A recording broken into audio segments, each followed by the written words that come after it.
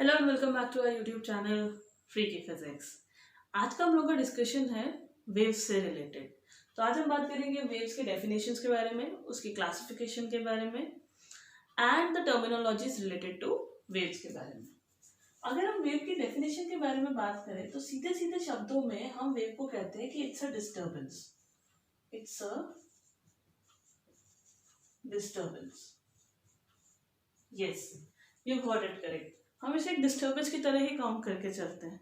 यानी कि जब आप इमेजिन करो कि अपने आप को एक पॉन्ड के साइड में बैठे हो, okay, you sitting near a pond, you through a payable somewhere over here, तो क्या होगा, इस पेबल के थ्रू होने की वजह से डिस्टर्बेंस क्रिएट होगी वाटर के अंदर and the waves will be formed rippling, okay, from the point at which the disturbance has been created to the periphery. Okay, तो ये एक तरीके का डिस्टर्बेंस है यहाँ पर। नेक्स्ट अगर हम लोग बात करें इसके बारे में तो पहला तो ये, दूसरा एग्जांपल आप ऐसे ले सकते हो कि आपके पास एक वॉल है, ओके, उससे एक हुक टाई करके आप लोगों ने एक स्ट्रिंग को स्ट्रेच करके रखा हुआ है। अब आपने क्या किया है, स्ट्रिंग के ऊपर यहाँ एक हल्का सा जर्क दिया इसके एंड पॉइंट पे, and what you observe was somewhat this kind of motion. Whether this is too much, इतना ज़्यादा नहीं होता, but somewhat this kind of motion you will observe. So what is going over here is that the disturbance was given from here, and this disturbance is traveling from one point to another. But we observe something which is this, that the disturbance is traveling from one point to another, but the medium or the particles of the medium are oscillating about their mean position. Okay, they are oscillating or vibrating, whatever you call.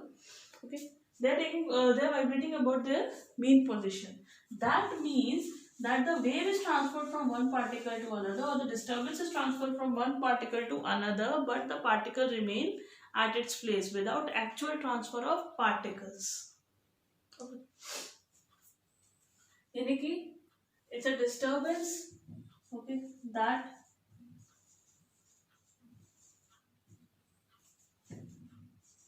travels through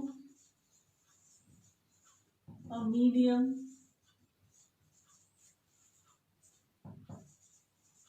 by the periodic and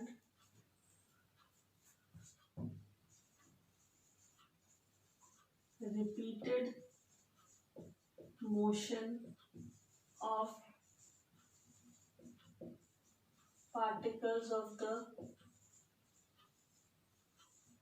medium about their mean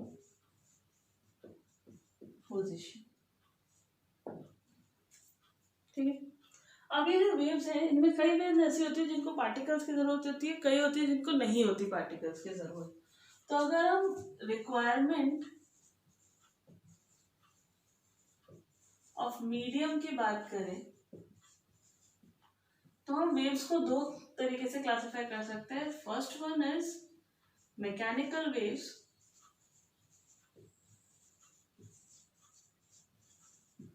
and the second one is non-mechanical waves. Now if we talk about mechanical waves, so the first thing is कि इसमें medium की जरूरत है, okay, medium is required, okay. Second point about mechanical waves is कि ये slower होती है speed में, ठीक है।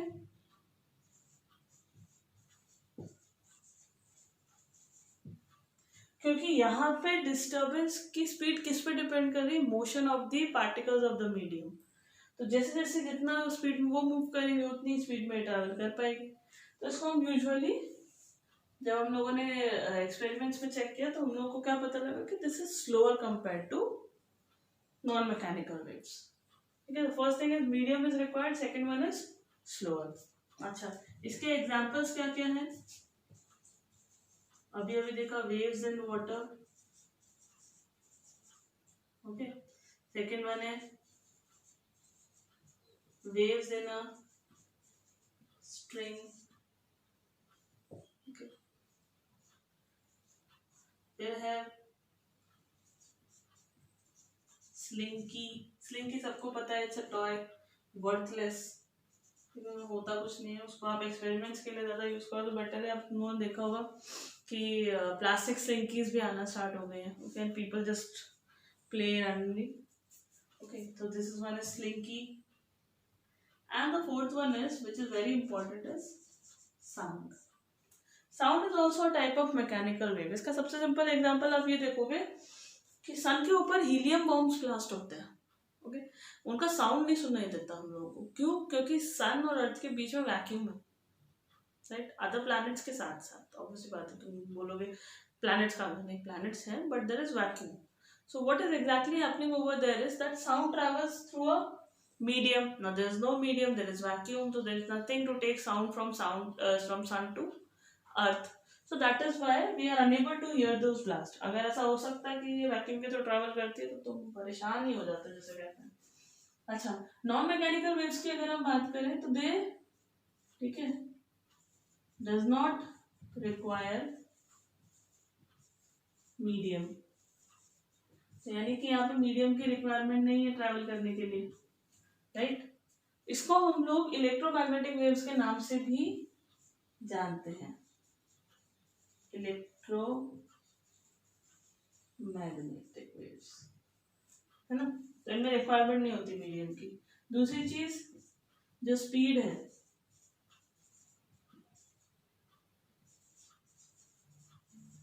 स्पीड इज फास्टर, इससे नहीं, इवन फास्टर, ठीक है, फास्टर यानी कि near to speed of light. अब अगर हम near to speed of light के बारे में बात कर रहे हैं तो सीधा सीधा समझ जाओ कि इसका पहला एग्जांपल क्या होगा, विजिबल लाइट, ओके। दूसरा एग्जांपल है इसके अंदर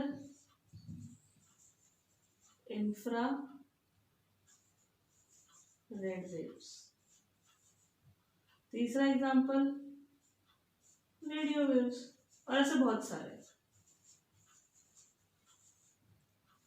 ठीक है, तो ये तो हो गया रिक्वायरमेंट ऑफ मीडियम के बेसिस पे। अब रिक्वायरमेंट ऑफ मीडियम के बेसिस पे होगा कि एक में मीडियम रिक्वायर्ड है, एक में मीडियम रिक्वायर्ड नहीं है, एक स्लो है, एक फास्ट है, एक है वेव इन, ठीक है, एग्जांपल्स है वेव इन वाटर, इसके अंदर विजिबल लाइट, उसके अंदर वेव इन स्ट्रिंग वगैरह, एग्जांपल्स ये सारे इसके हैं, ठीक है। तो मैकेनिकल वेव्स ये रही है, और नॉन मैकेनिकल या फिर इलेक्ट्रोमैग्नेटिक वेव्स ऐसे हैं। ये किसके बेसिस पे? रिक्वायरमेंट ऑफ मीडियम के बेसिस पे। अब अगर हम बात करें मूवमेंट ऑफ पार्टिकल के बेसिस पे, दो तरीके से वेव्स क्लासिफाई होती है। एक होती है रिक्वायरमेंट ऑफ मीडियम के बेसिस पे, दूसरी होती है मोशन ऑफ पार्टिकल के बेसिस पे। तो अगर हम दूसरा क्लासिफिकेशन देखें इसका, जो कि है motion of particles of the medium and wave.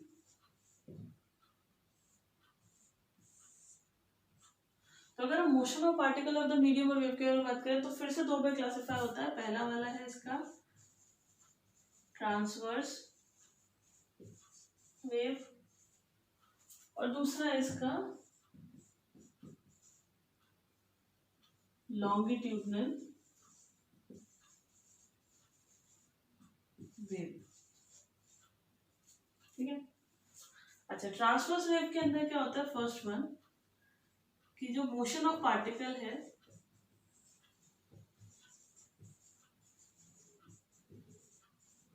Is perpendicular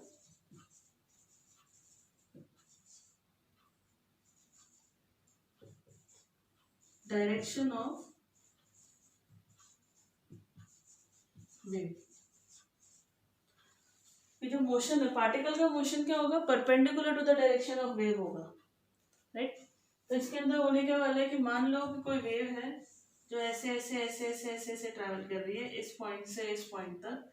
तो इसके अंदर जो पार्टिकल है ठीक है, उसका मोशन होगा कुछ इस तरीके का, up down, and this will be the direction of wave. तो इसको तो हम लिख देते हैं डायरेक्शन ऑफ वेव, और इसको हम लोग बोलेंगे direction of motion of particle. ये तो होता है यहाँ पर। अगर हम बात करें लॉन्गिट्यूडनल वेव्स के बारे में,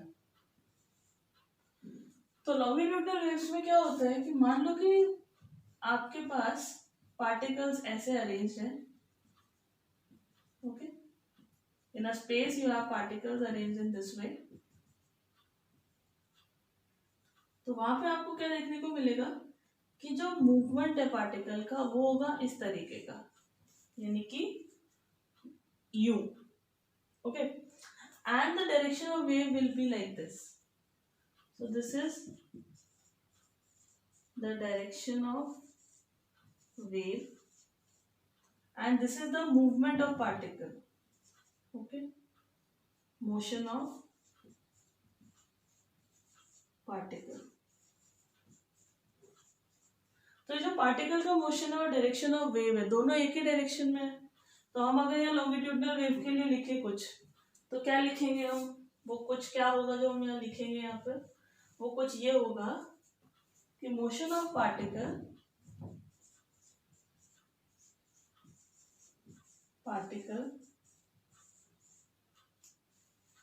is in the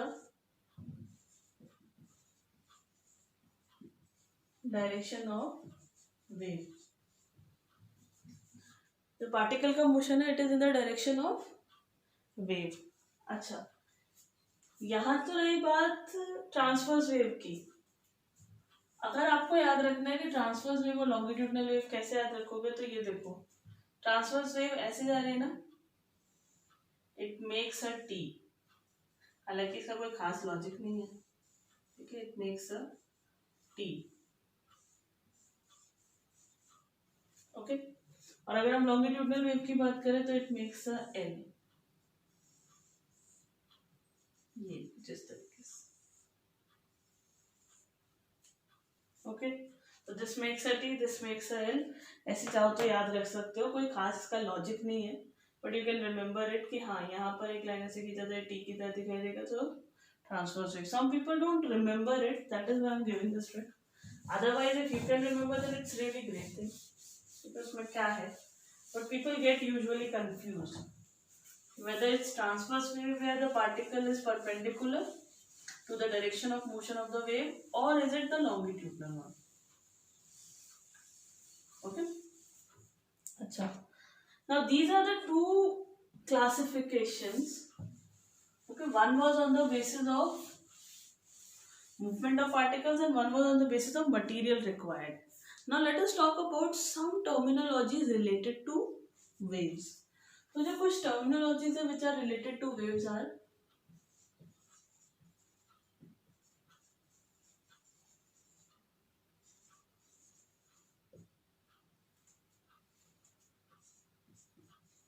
related to waves। Number one is amplitude।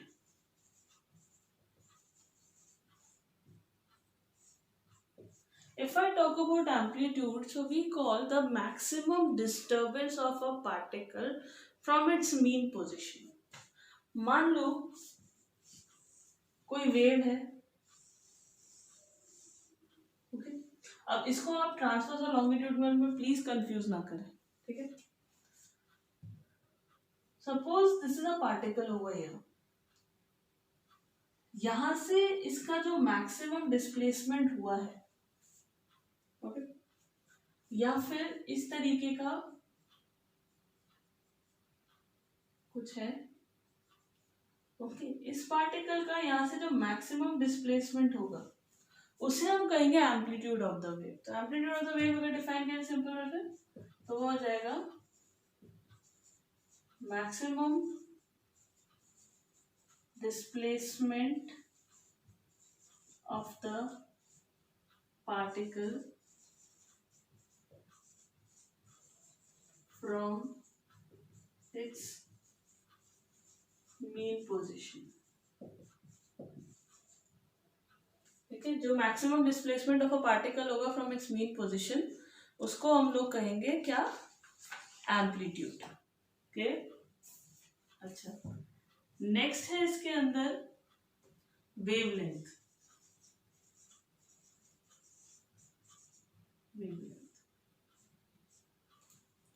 Wavelength को आप ऐसे समझो कि ये तो होता है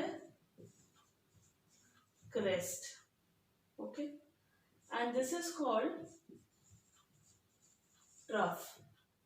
this is for transverse wave.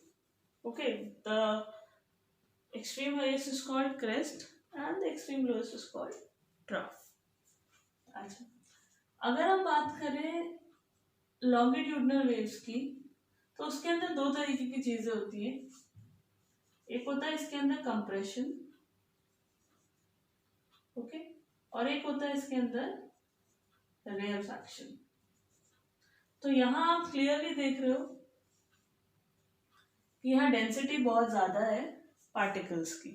So the ocean where density of particles is very high is called the compression, and the portion where density of particles is low is called rarefaction.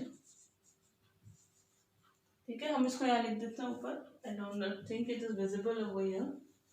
Okay, I'll better write it over here. This is the rarefaction. And this one is compression. So when I talk about compression and rarefaction and crest and trough, the wavelength can be defined as the distance between two consecutive crest, okay, or two consecutive compressions or rarefactions. So this is a compression, you can see this. This is a rarefaction, you can see this. तो या तो इन दोनों के बीच का distance या इन दोनों के बीच का distance.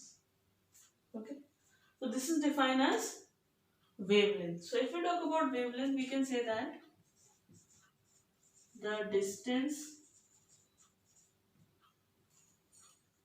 between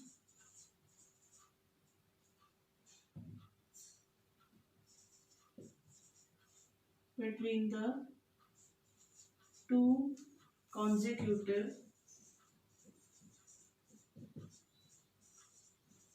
crest or trough of a transverse wave or compression or rarefaction of a longitudinal wave. Clear? इसको हम ये भी बोलते हैं distance travelled by the particle in one complete oscillation और वाइब्रेशन. उसको भी हम वेवलेंथ के नाम से जानते हैं. ठीक है, तो आप चाहो तो वो भी लिख सकते हो, या फिर ऐसा भी लिख सकते हो कि ये एक पार्टिकल है ए, ओके, ये एक पार्टिकल है बी, ये है सी, ये है डी. तो ऐसा भी कह सकते हैं कि the distance between two consecutive particles in the same phase. ठीक है, कंसेक्यूटिव मतलब इसके जस्ट बाद वाला कौन सा है, सेम फेज में बी है. तो इन दोनों के बीच का distance is also giving us a wavelength. Okay, wavelength की अगर हम बात करें तो it is represented by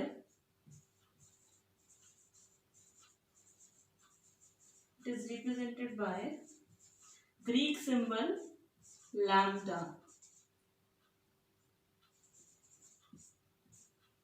Greek symbol होता है लैम्डा, उससे हम रिप्रेजेंट करते हैं वेवलेंथ को. ठीक है, और इसकी एसआई यूनिट होती है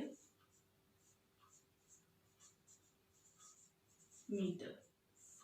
लेंथ है ना साथ में, तुम वेव लेंथ, वेव की लेंथ की बात हो रही तो क्या होगी सर, यूनिट मीटर ही होगी। ओके, नेक्स्ट है इसके अंदर आपके पास, ये तो हो गया एम्पलीट्यूड और वेव लेंथ। अच्छा, तीसरा आता है इसके अंदर टाइम पीरियड। क्या है? Time period. The third terminology which is related to wave is time period. So time period जैसा कि हम लोगों ने अपनी क्लास 7th में एक बार पढ़ा था, the time required to complete one oscillation. Okay, same is over here, time period, time required to complete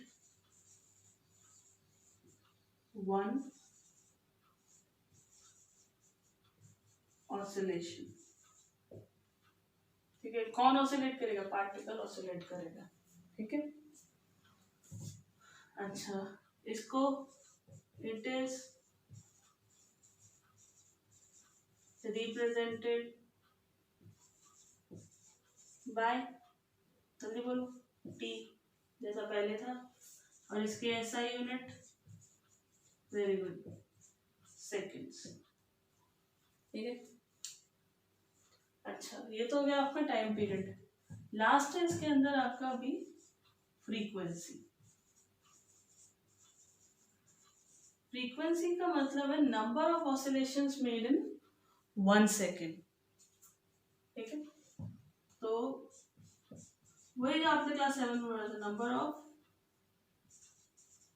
oscillations made in 1 second is called frequency. ठीक है, फिर it is represented by Greek symbol, क्या है? New. क्या बोलते हैं इसको, Greek symbol को? न्यू।